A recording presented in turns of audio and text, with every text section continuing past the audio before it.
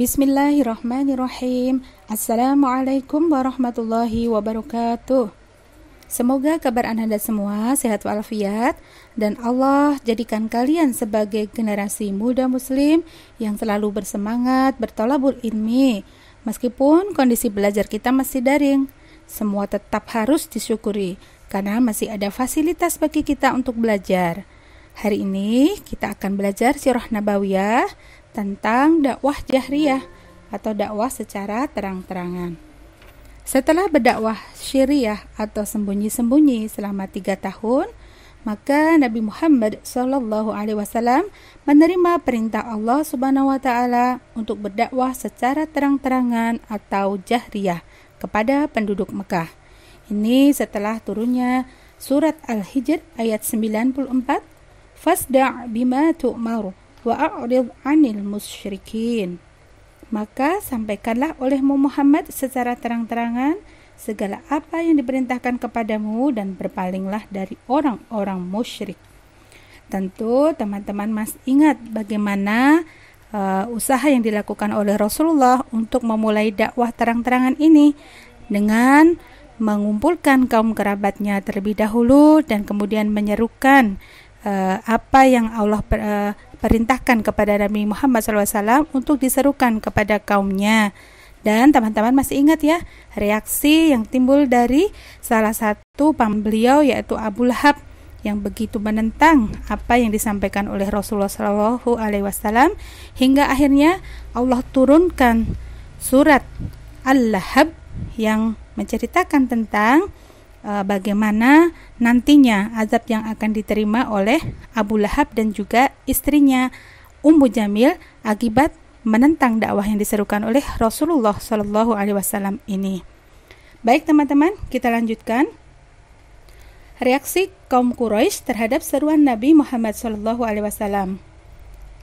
Setelah kaum Quraisy melihat gerakan agama Islam semakin meluas di kalangan penduduk Makkah, mulailah mereka melancarkan sikap-sikap permusuhan kepada Nabi dan juga pada para pengikutnya. Tidak sedikit dari pengikut-pengikut Nabi, terutama dari kalangan rendah, yang memperoleh siksaan-siksaan dari kaum bangsawan Quraisy. Sementara itu, terhadap Nabi sendiri mereka tidak memiliki keberanian untuk melakukan gangguan fisik karena beliau masih berada dalam lindungan Abu Thalib dan seluruh anggota Bani Hashim yang mempunyai kedudukan dan martabat cukup tinggi dalam pandangan kaum Quraisy. Beberapa orang pemuka Quraisy mencoba menemui Abu Thalib dan meminta agar dia menyuruh Muhammad menghentikan segala kegiatannya dalam menyiarkan Islam. Semula permintaan mereka itu ditolak secara baik-baik oleh Abu Thalib, tetapi karena desakan yang terus-menerus, akhirnya ia memanggil Nabi Muhammad dan menyampaikan apa yang diminta oleh para pemuka Quraisy. Kemudian mengharapkan agar Muhammad sudi menjaga nama baiknya di kalangan kaum Quraisy. Apa yang dikatakan oleh Rasulullah SAW terhadap permintaan pamannya ini?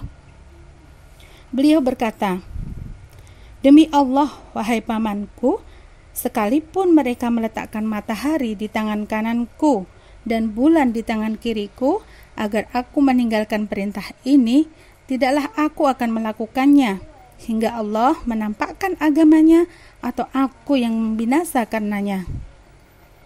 Kemudian Nabi berpaling, hendak pergi meninggalkan pamannya yang masih tertegun mendengar ucapan sanak saudaranya itu. Tetapi dengan segera memanggil kembali sambil berkata, "Pergilah wahai anakku, katakanlah apa yang kau kehendaki. Demi Allah, aku tidak akan menyerahkan engkau karena alasan apapun selama-lamanya." Demikianlah tekad Abu Thalib di dalam membela kemenakannya, yaitu Nabi Muhammad SAW dalam berdakwah. Baiklah teman-teman, kita lanjutkan bagaimana siksaan kaum Quraisy yang diberikan kaum Quraisy kepada kaum muslimin. Setelah kaum Quraisy gagal menghentikan gerakan Nabi Muhammad SAW melalui pamannya, mulailah mereka mengadakan kegiatan teror dalam berbagai cara yang ditujukan kepada kaum muslimin yang baru memeluk agama Islam itu. hinaan, cacian, bahkan siksaan fisik terhadap para sahabat secara terus-menerus mereka lancarkan. sehingga tidak sedikit dari para sahabat itu yang mengalami cedera, bahkan ada pula yang sampai wafat sebagai syuhada. Berikut ini kisah-kisah perjuangan para sahabat Rasulullah dalam mempertahankan akidahnya. Mohon disimak baik-baik ya teman-teman. Yang pertama adalah kisah Utsman bin Affan. Bagaimana beliau pernah digulung oleh pamannya ke dalam tikar yang terbuat dari daun-daun kurma, lalu diasapi dari bawahnya. Bisa dibayangkan ya betapa sesaknya dan betapa tidak nyamannya. Kemudian Mus'ab bin Umair radhiyallahu an. Beliau dikenal sebagai pemuda yang kaya raya, pemuda yang parlente ya. Tapi demi mempertahankan akidahnya, mempertahankan keislamannya, beliau rela diusir oleh ibunya ketika diketahui bahwa beliau telah masuk Islam. Akhirnya beliau keluar dari rumah hanya dengan menggunakan pakaian yang melekat di badannya dan juga iman yang tertancap dalam hatinya. Kemudian yang ketiga adalah Bilal bin Rabah. Kisah ini tentu sudah tidak asing bagi teman-teman ya. Seorang budak dari Ethiopia yang merupakan disiksa oleh majikannya yang bernama Umayyah bin Khalaf. Beliau sampai harus dijemur di bawah teriknya panas matahari di tengah padang pasir dan dadanya ditimpa batu panas. Semua itu tidak menyurutkan dan mengendorkan keimanannya. Beliau tetap mengatakan Ahad, Ahad, Ahad, yang artinya apa? Allah Maha Esa, Allah Maha Esa. Masya Allah. Setelah itu, alhamdulillah, datanglah Abu Thalib yang membebaskan Bilal bin Rabah. Kemudian datanglah Abu Bakar ya, maksudnya ya, Abu Bakar As-Siddiq membebaskan Bilal bin Rabah dari siksaan Umayyah bin Khalaf dengan menebusnya dengan harga yang sangat mahal dan kemudian memerdekakannya. Kemudian juga ada Ammar bin Yasir. Teman-teman, perhatikan bagaimana betapa gigihnya keluarga Ammar bin Yasir ini dalam mempertahankan keimanannya, dalam menjaga keislamannya. Mereka sekeluarga disiksa oleh Abu Jahal dan juga teman-temannya. Bahkan akhirnya ayah Ammar ini meninggal dunia. Begitu juga dengan ibunya. Ibunya disiksa ya, ditusuk dengan tombak oleh Abu Jahal. Na'udzubillah min dzalik. Dialah syahidah pertama dalam Islam. Sumayyah merupakan syahidah pertama dalam Islam. Dan untuk Ammar ini dipaksa oleh kaum kafir Quraisy untuk mengakui kebaikan-kebaikan dari Lata dan Uzza dan diminta untuk mencaci atau mengatakan sesuatu yang tidak baik terhadap Rasulullah. Dengan terpaksa Ammar pun menyetujui hal itu. Setelah itu Ammar menangis dan mendatangi Rasulullah SAW dan meminta maaf. Maka turunlah firman Allah Quran Surat An-Nahl ayat 106. Nah, nanti teman-teman bisa buka ya, bisa dibaca terjemahannya. Nah, itulah teman-teman gambaran bagaimana betapa beratnya siksaan yang diterima oleh para sahabat dalam mempertahankan keimanannya. Semua itu tidak membuat mereka akhirnya menjadi lemah. Nah, masa-masa sulit yang dilalui oleh para sahabat itu akhirnya membuat para sahabat ini akhirnya diizinkan oleh Rasulullah SAW untuk hijrah ke Habasyah. Dan hijrah ke Habasyah ini merupakan hijrah yang pertama. Hijrah yang pertama kali dalam Islam ini terjadi pada tahun kelima kenabian, diikuti oleh 10 orang laki-laki dan 5 orang wanita. Di antara mereka terdapat Utsman bin Affan dan juga istrinya Ruqayyah binti Muhammad. Mereka berangkat meninggalkan kota Mekah secara diam-diam karena khawatir dihalang-halangi oleh kaum Quraisy.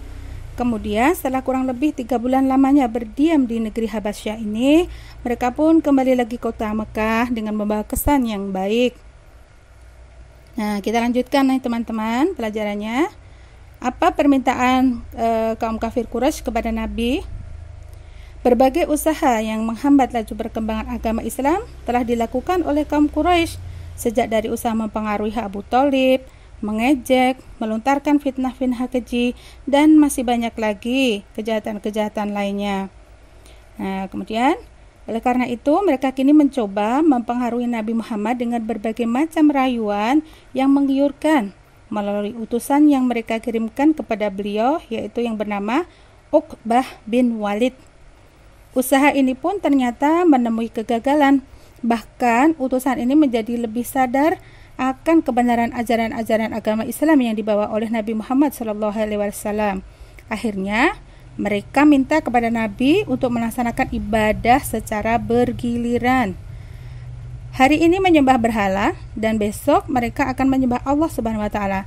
Seperti itu juga yang dilakukan diminta oleh kaum kafir kepada Nabi dan para sahabatnya. Tentu saja dengan tegas Nabi menolak permintaan mereka sambil membacakan firman Allah Subhanahu wa taala dalam surat Al-Kafirun ayat 1 sampai 6.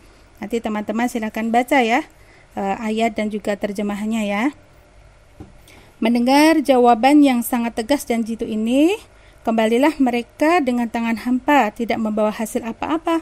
Dalam hati mereka sebenarnya merasa kagum atas keteguhan hati Muhammad dan mengakui kebenaran ajaran-ajarannya. Tetapi karena dorongan harga diri yang berlebihan dan juga taklid terhadap kebiasaan nenek moyang yang sesat, terpaksalah mereka berbuat hal-hal yang bertentangan dengan suara hatinya sendiri. Nah, akan Ibu lanjutkan sedikit lagi ya, tentang teror kaum Quraisy terhadap Nabi. Melihat keteguhan Nabi yang tidak tergoyahkan setelah berbagai usaha mereka jalankan, maka mulailah kaum Quraisy dihinggapi perasaan jengkel dan marah yang sangat memuncak. Jika sebelumnya mereka tidak berani menyakiti fisik Nabi karena khawatir akan pembalasan keluarganya, maka sejak saat itu mereka telah berani mencoba mengganggu dan menyakiti fisik beliau, terutama pada saat beliau sedang melakukan ibadah. Mereka yang berani berbuat begitu pada umumnya terdiri kaum bangsawan dan pemuka-pemuka Quraisy, antara lain pastinya Abu Jahal atau nama aslinya adalah Amr bin Hisham, kemudian Abu Lahab dan juga istrinya Ummu Jamil, kemudian Uqbah bin Abu Mu'aid, kemudian Walid bin Mughirah. Mereka inilah orang-orang yang berani mengganggu dan meneror, bahkan menyakiti Rasulullah saat Rasulullah Shallallahu Alaihi Wasallam sedang melakukan sholat, ya, sedang beribadah, sedang menjalankan ibadah sholat. Mereka inilah Allah berikan azab yang begitu besar ya. Kematiannya bisa disaksikan oleh orang-orang di sekitarnya secara tidak terhormat dan jasadnya pun ditolak oleh bumi.